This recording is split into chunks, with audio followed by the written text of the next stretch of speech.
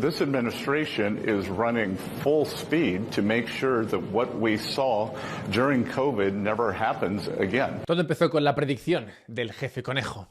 Sherman Rabbit, el conocido blog político chino, avanzó hace días y reprodujimos aquí que pronto se produciría una reunión entre China y Estados Unidos. Este fin de semana fue el día en que esto ocurrió. En la reunión se juntaron Scotty Bessent y Jamieson Greer por Team USA y He Lifeng y el chino afortunado Li Qinggan por Team China. Al término de la misma, y para sorpresa de todos, ambos equipos se mostraron alegres y dicharacheros con el resultado obtenido. Scotty Bessent expresó que habían progresado adecuadamente y con destaca en sus negociaciones, al tiempo que agradeció a su contraparte chino el haberse mostrado dispuesto a encontrar una solución a la situación de embargo comercial instalada entre ambos países. En la misma línea, Li Qinggan explicó que el acuerdo entre ambas naciones serán buenas noticias para el mundo y que, como dicen en China, si el plato está rico, no pasa nada por esperar a que lo sirvan.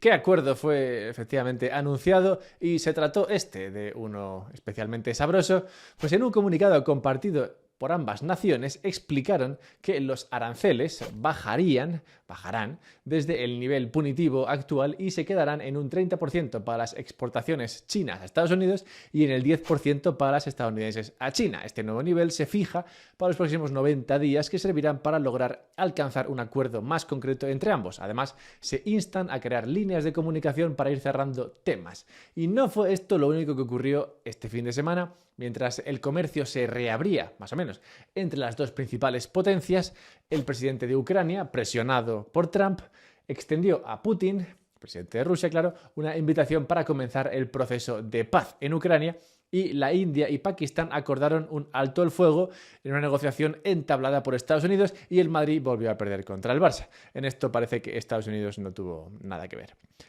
La desescalada anunciada en el enfrentamiento entre Estados Unidos y China, pues por ahora es solamente eso, una desescalada, se está vendiendo como un triunfo del primero o un éxito del segundo, según la audiencia de cada uno. Aquellos pro Estados Unidos dicen que esto es una victoria de Trump, una victoria para el jefe naranja, pues se consigue un nivel más elevado de aranceles, cobrará más por lo que entra en Estados Unidos, al tiempo que mantiene todas las opciones abiertas durante la negociación.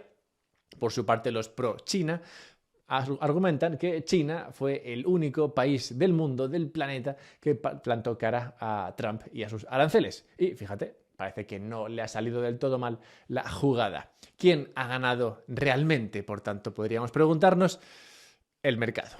El mercado es el que ha ganado.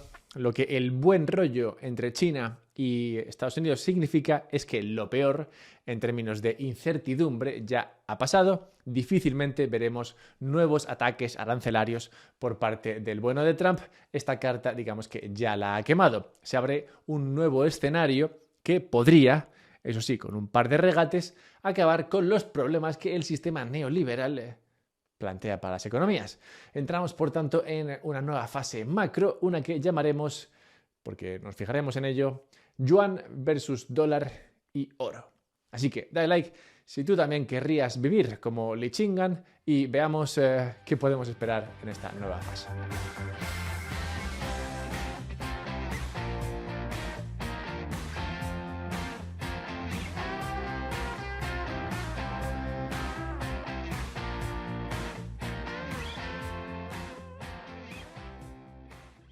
Parece mentira, pero Trump solo ha necesitado 100 días para declarar la guerra al mundo, convertirse en el villano capaz de traer el hambre y la enfermedad al planeta y devolver la paz posteriormente a la humanidad. Scotty planteaba al comienzo del vídeo que la celeridad en este proceso era esencial para evitar que en el futuro se pudiera repetir lo vivido durante el COVID. En esas declaraciones, obviamente no se estaba refiriendo a evitar que se repita la enfermedad en cuestión, sino a evitar que en un momento de crisis como el que se vivió entonces, muchos bienes esenciales directamente desaparezcan de Estados Unidos por ser Estados Unidos incapaz de producirlos en su mismo país.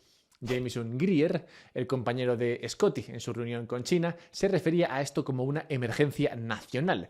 Cito, Estados Unidos, decía Jameson, tiene un déficit comercial masivo de 1,2 billones con B de dólares con el mundo. Así que el presidente declaró una emergencia nacional e impuso aranceles. Y estamos confiados en que el acuerdo que alcanzamos con nuestros socios chinos nos ayudará a avanzar hacia la resolución de esta emergencia nacional. Efectivamente, Estados Unidos lleva consiguiendo elevar año a año su déficit comercial contra el resto del mundo y aunque China no es el único que vende más a Estados Unidos de lo que recibe de ellos, sí que es el más importante de todos ellos. Y además, como explicaba Scotty recientemente, es este el primer caso en la historia de Estados Unidos en que su principal socio comercial es también un rival militar. Y este detalle hace de la negociación una especialmente delicada. Sin embargo, el comienzo de la misma ha sido, como hemos visto, prometedor. La gente ha salido contenta, dicen que están avanzando bien. Y también Scotty explicaba, o al menos avanzaba, el porqué de este buen comienzo. The China shock gutted our manufacturing sector, and we want to bring that back. On the other side, Party Chair Xi has said that he would like to increase consumption, but to date, the Chinese have just increased manufacturing. Como dice el bueno de Scotty, Estados Unidos y China tendrían objetivos complementarios. El primero buscaría producir más para no tener que enfrentarse a esa situación de escasez, como planteaba antes Scotty al hablar de lo que ocurrió durante la pandemia, momento en el que necesitaban de cosas y no podían conseguirlas porque las tenían que traer de China. Eso es lo que quiere Estados Unidos, por tanto, producir más y sobre todo producir más de según qué cosas que puede considerar esenciales en momentos de crisis y no querer depender, como decía, de un potencial rival militar. Y el segundo, China, lo que buscaría, que complementa lo que busca Estados Unidos, sería consumir más, incrementar su consumo, su demanda interna. Es decir, que sean los chinos, sus ciudadanos, los que gasten más para sostener el crecimiento de su economía. Michael Pettis añade que Estados Unidos no es el único interesado en que China consuma más. Al revés, globalmente todos los países estarían a favor de esto, pues es difícil acomodar a un país del tamaño económico de China si éste no consume al ritmo del resto. Como vimos en un vídeo reciente, China destaca por su bajo consumo o por su alto ahorro, como quieras verlo, en comparación al del resto del mundo civilizado.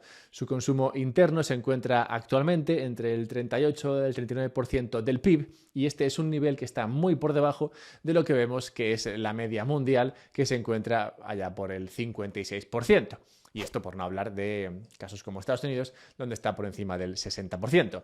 Y en este sentido, China sería justo lo opuesto a Estados Unidos, que dedica gran parte de su riqueza al consumo, tanto a nivel particular como gubernamental, y relativamente poco dinero a la inversión en capital, a la inversión en, pues eso, manufacturas, fábricas, cosas que te permiten crear cosas tangibles.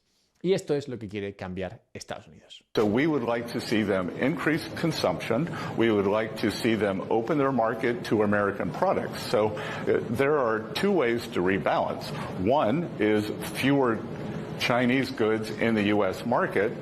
The other is more American goods in the Chinese market. ¿Y estaría China, en vista de este buen comienzo de las conversaciones, acaso de acuerdo con este plan? ¿Estaría de acuerdo con esto de que, vale, yo consumo más y tú produces más?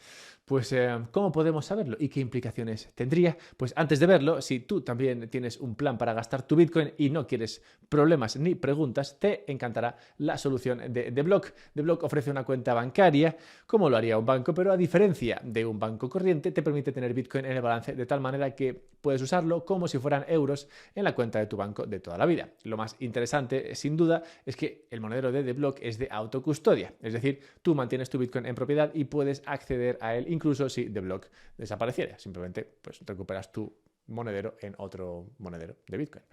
Gracias a esta forma de operar no tendrás que explicar procedencias de fondos ni pasarte ningún control sobre tu Bitcoin, ya que en esencia ese Bitcoin se mantiene siempre en tu propiedad. Con su aplicación podrás ir gastando Bitcoin en lo que te apetezca a través de transferencias bancarias con un IBAN que provee D-Block y también de pagos con tarjeta Visa, que también te provee D-Block y que además es personalizable. Y no solamente eso, sino que además si gastas desde esa tarjeta recibirás un 1% de vuelta, lo que se conoce como cashback en todas tus compras. Pero ponle que por alguna razón no tienes Bitcoin, sino que tienes solamente euros o dólares digitales, ¿se entiende? Pues en ese caso puedes usar los cofres que ofrece The para, de nuevo, manteniendo la custodia sobre esos dólares o euros, conseguir hasta un interés del 6%. Así que mírate todo esto. Si llevas tiempo pensando en cómo dar salida fácil a tu Bitcoin, descárgate la aplicación, usa el código UPSB3 para tener 3 meses de The Premium y ya me cuentas a ver qué tal. Si no, pues simplemente dale al enlace que está en la descripción o en el comentario fijado y para adelante.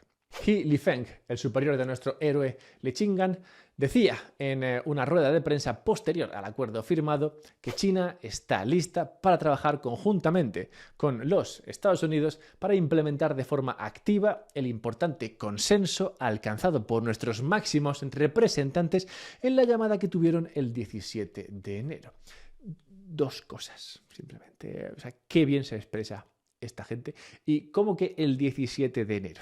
O sea, me estás diciendo que el plan Estados Unidos-China ya estaba más o menos perfilado desde que en esa fecha de enero, repito, Trump hablase por teléfono con el camarada jefe Xi Jinping, pero a ver si esto es así, ¿por qué tanta movida entre medias? O sea, realmente, pensándolo y mirando gráficos, hay razones para pensar que efectivamente habría al menos, o había entonces al menos la esperanza de que se podría llevar a cabo un posible acuerdo, ese posible acuerdo perfilado entonces, entre ambas potencias durante todo este tiempo. Lo de estas semanas, es decir, lo que se ha vivido entre medias, pues podría haber sido, no sé, una especie de achante o estrategia de achante para que el otro se comprometiese definitivamente a el plan perfilado. Prueba de esta negociación en la sombra la encuentro en el gráfico del dólar contra el euro, contra el yen y contra otras monedas, es decir, en lo que nos ofrece el índice de XY del dólar. Y también del dólar contra el yuan en el mismo periodo. Ahí vemos, si observamos los dos, que mientras que el dólar se ha depreciado frente a las principales monedas, y lo ha hecho mucho, de hecho el DXY, el dólar frente a este índice cae casi un 10%, pues no lo ha hecho contra el yuan, que se ha mantenido plano frente al dólar. Es decir, se ha ido depreciando junto al dólar frente al resto de monedas. Y solamente ha comenzado a subir contra el dólar, a apreciarse contra el dólar como el resto de divisas, con el anuncio del buen resultado de las negociaciones entre ambos países. Y este sería para mí el principal indicador a seguir para entender qué está pasando con estas negociaciones, con estos acuerdos y con lo que puede salir de estas conversaciones entre ambos países. El yuan contra el dólar. Habida cuenta que el yuan es una divisa controlada, esto lo sabemos todos, pues si el yuan se deprecia contra el dólar significaría, al menos nos invitaría a pensar, que no se espera un buen acuerdo por parte de China y en preparación a una dura guerra comercial que se podría avecinar, pues China tendería a mantener el yuan plano contra el dólar o incluso a depreciarlo contra el dólar para, por ejemplo, así compensar los aranceles que imponga Estados Unidos, cosa que ya hizo en el pasado. Y al contrario, si hay acuerdo o hay esperanza de acuerdo y China acepta eventualmente incrementar el consumo, como espera Estados Unidos que haga, pues lo que deberíamos ver es un yuan que se aprecia contra el dólar, como ocurre en los días alrededor de esa última reunión y con más fuerza tras el anuncio de que, oye, pues esa primera reunión fue bastante bien. ¿Qué implicaciones tendría que China hiciera esto? Que China decidiese apostar por permitir que su moneda se revalúe, se aprecie frente al dólar. Pues una muy interesante es que se reduciría la cantidad de dólares en manos extranjeras y esto podría lograr un cambio en la dirección de los flujos financieros, que en los últimos años solo se han movido en una dirección, esto es hacia Estados Unidos. Si Estados Unidos consigue bajar ese déficit comercial con China y con el resto del planeta, principalmente con China, el resto del planeta, claro, tendrá menos dólares que dedicar a comprar acciones como Apple, sí, pero también tendrá menos dólares con los que comprar bonos de Estados Unidos. Es por esto que es necesario vigilar otros dos gráficos para ver qué importancia puede tener esto. Y estos dos otros gráficos que hay que observar son el oro contra el dólar y el oro contra el yuan.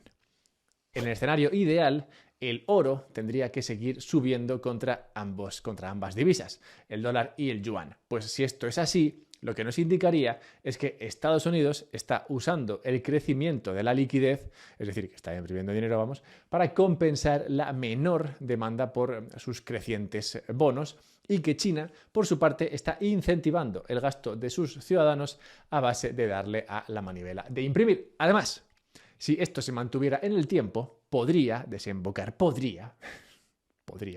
aventurado, pero podría desembocar en la solución a estos problemas de déficits y superávits insostenibles para siempre que estamos viviendo.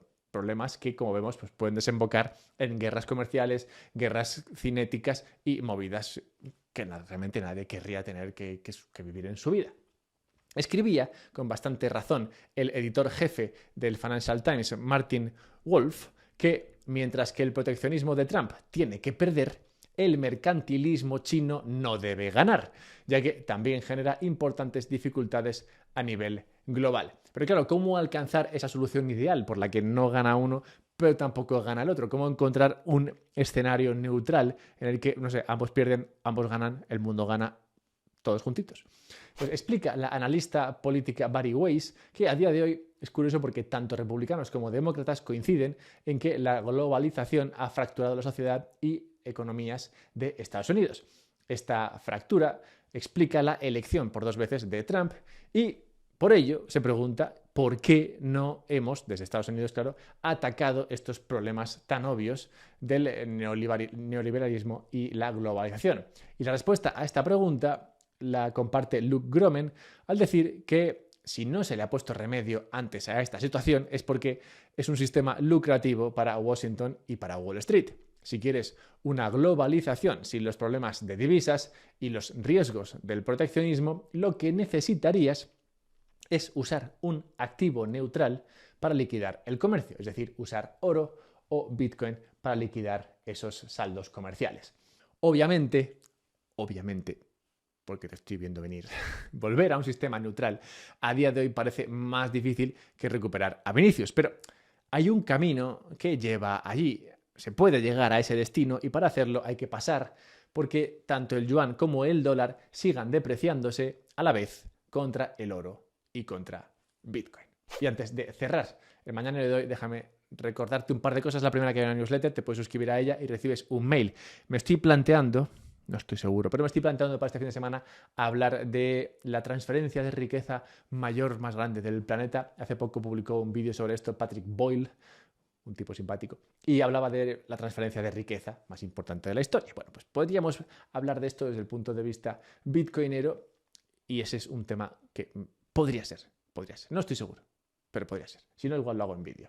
Bien, también otra cosa que te interesará es si has tenido trading de criptomonedas en este último 2024 y te enfrentas ahora a la Hacienda, o más bien te enfrentas dentro de poco a la Hacienda, pues dirás, oye, igual necesitaría ayuda para mi declaración de la renta. Pues para esto está CoinTracking. CoinTracking te ayuda con este tema. Si has tenido airdrops, si has tenido staking que te ha rentado, yo qué sé, monedas.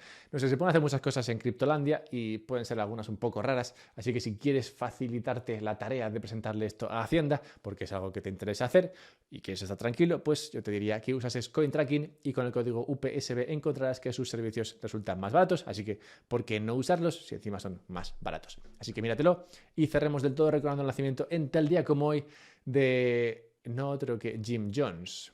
Jim Jones es este líder religioso que llevó al suicidio colectivo y suyo propio en Johnstown. Murieron casi 1000 personas, así, a la buena de Dios, digamos. Y, a ver, me viene al caso el tema este de Jim Jones, pues al menos en el vídeo de, aunque suele pasar, hablo de algunas hipótesis que son un poco difícilmente plausibles. Pero, oye, en algo tienes que creer y hay que tener cuidado al elegir. Francamente, prefiero creer en lo que yo comento aquí que en lo que comentaba Jim Jones.